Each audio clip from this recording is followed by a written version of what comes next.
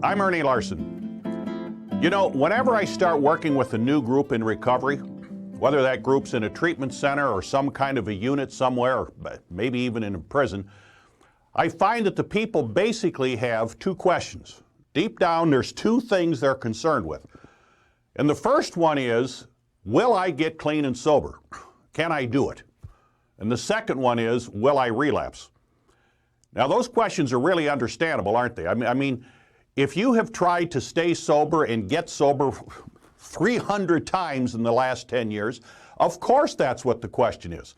Of course the main issue is, can I get clean and sober, and will I relapse? Can I stay clean and sober? Of course that's the question.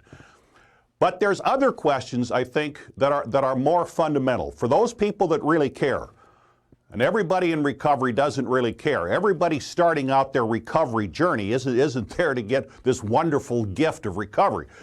Some guys are just looking for 3 hots and a cot. But the ones that are serious, I try to get them to think about and to understand. Here's some better questions. Questions that have a far greater payoff. And it's the questions that the founders talked about. And that first question is, what's the problem? Second question is, what's the solution? Then, of course, the third question is, how do I work the solution? Now, just makes common sense, does it? In anything else that's broken, the first question is always, what's wrong? Your car isn't working, you call up the garage to get an appointment to take your car in to get it fixed. The first thing they're going to ask you is, well, what's wrong with it? Is it brakes? Is it lights? Or does the engine not? What's the problem? And as we said over the years, nobody goes to the dentist and says, pull them all. Which one hurts? What is the problem? So that's what the founders started with. That's what the founders talked about. What is the problem? Now, the problem doesn't help a heck of a lot if you don't have a solution. And with the solution then, what is terribly important is, yeah, but how do I work the solution? Now, let me put some flesh and blood on this. Two men.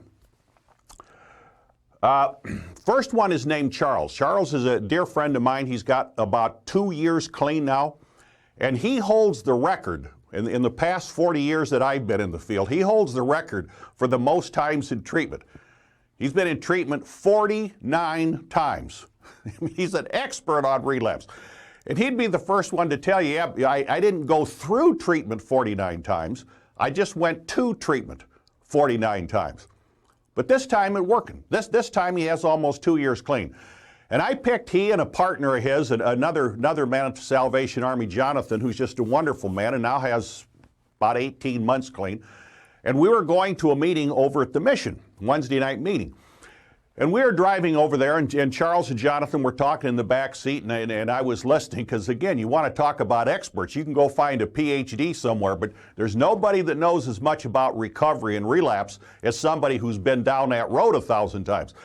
And I was just listening to them talk to each other, and Charles said, just kind of off the top of his head as we were riding along, he says, you know, every time I got into treatment and I only thought about staying sober, it never worked.